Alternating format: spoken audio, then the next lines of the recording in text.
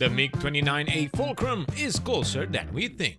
With the pre-launch video showcases starting already, rumors have it that September may be a busy month for DCS content. And with the C130J in close formation, one can only wonder how many modules we will get by the end of 2025.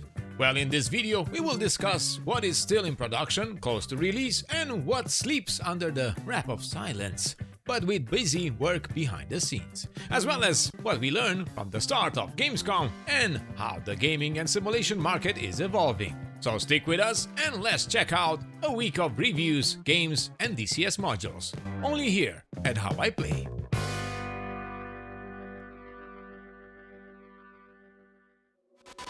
This video is sponsored by Fox3 Managed Solutions. Use our HIP promo code to get a lifetime discount. Hello virtual pilots, I'm Andre Celesti, and tonight we are going to talk about the latest news in DCS World and more.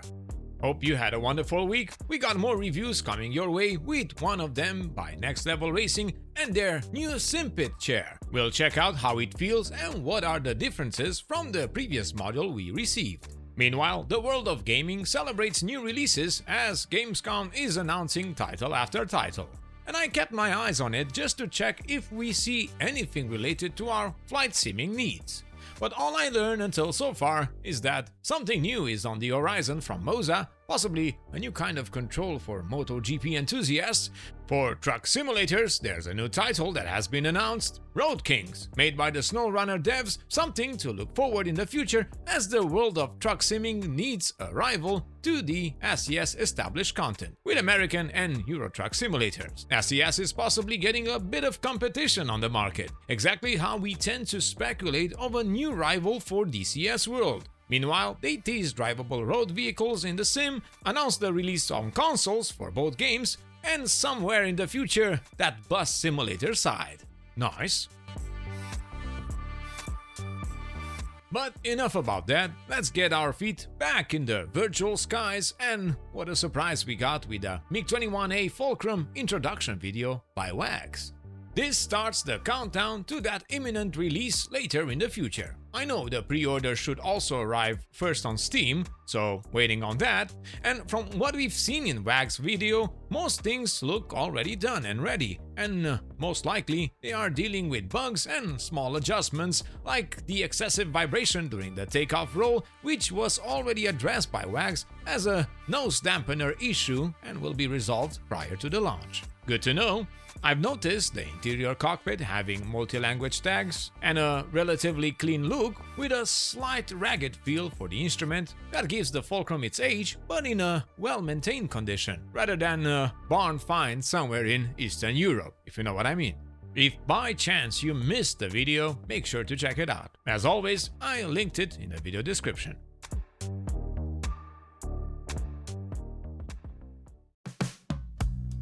Now, with the Fulcrum's fast progression, the C130J running close and hopefully ready for a release as well, I know we also have other modules that could see the light of day before the end of the year.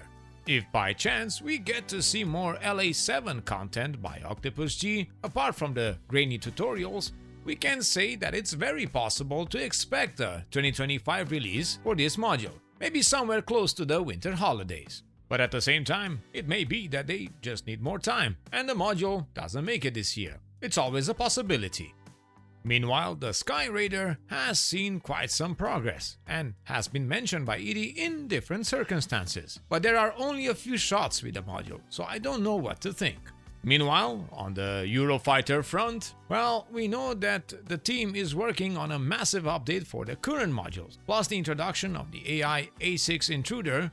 But you see, as I read the comments from our viewers, I notice some of the unrest and strong need for more information when it comes to the status of the Eurofighter. As well as others do understand the process and how certain developers deal with newsletters or statements. They already know why this project in particular remains more silent, not to say we didn't have any news or something, but it keeps out of many mentions as indeed they have a lot of work to do. We can't deny we have seen the Eurofighter in many shots before. A HUD here, some external views there, and move on. I do tend to avoid any rumors and comments that suggest all kinds of terrible made-up things out of lack of patience. It's not healthy for us. It's not good for the devs who work for such a long time on these beautiful projects. But at the same time, can we judge anyone? No, of course not.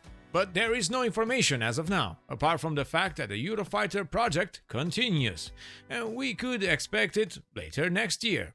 Sure, maybe in 5 years from now. Or maybe when it's done. I say 2 weeks. Yeah, I know. So I mentioned this out of respect to the community out there who continue to comment, and I understand your concerns. I am asking around Heat, Blur, True Grit, and even Edie. Currently, nothing to report, but we'll let you know the moment I get anything of substance about the Eurofighter. With that being said, the last time we did saw the Eurofighter was in a video like 4 months ago, when Ugra Media released their Cold War Germany map in DCS. Let's give them a bit more time, and I have no doubts we will hear from them eventually, when there is something to report.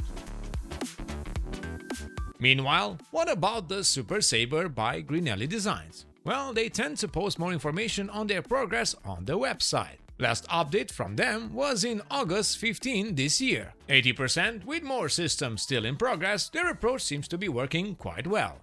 They don't have yet an expected date for release, and from what we know, they want to release it as complete as possible. But I think we will come back to the Super Saber very soon with a dedicated video. Oh, and Grinelli team, if you watch this, keep up the good work and let us know if later down the line you would like to do an interview. Meanwhile, the G91 is getting prepared by India Foxteco, and also the last mention was in January this year. And since their initial announcement date back in 2021, we don't know if we can even expect this module to make it in DCS this year. But there is some speculation that they already have another module ready to be announced after the release of the G91. I guess we will see.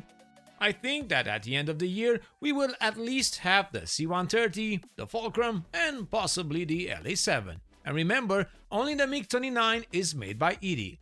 They have to focus on the core DCS changes and that dynamic campaign that could arrive this year, one way or another. And so, only time will tell. But what do you think? What modules we can expect to be released by the end of this year? Leave your comments down below. And with that being said, I thank you all for sticking around until the end of our video, and please, if you find yourself coming back to us for news and info about DCS and flight sims, press that subscribe button so it's easy to stay in touch, and it helps a lot to build this channel up to that 100k subscribers. Maybe share it with your friends and add some support where it's needed. A big thank you to our Patreon members who support the channel with their donations, but also by testing the HIP Dynamic server in its current state and providing valuable feedback. As we recently added our YouTube membership program, Patreon HIP pilots and co-pilots, as well as YouTube First Officer members, can now enjoy our behind-the-scenes videos that are published every month on a private thread, as well as other perks. More information in the video description. And as always, I'm Andre Celesti, reminding you to fly safe, and I'll see you next time.